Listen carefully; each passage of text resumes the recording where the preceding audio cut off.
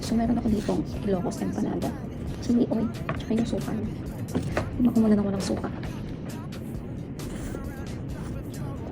Tapos tingnan ko na may suka.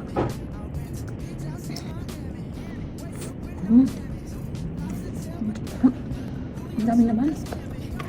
Sumahan natin ng white chili oil. Tapos suka. Ayun.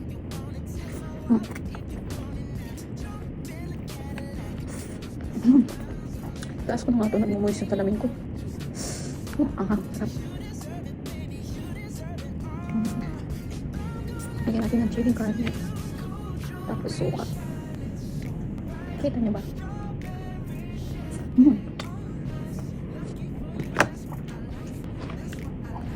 Mas bagay itong laman.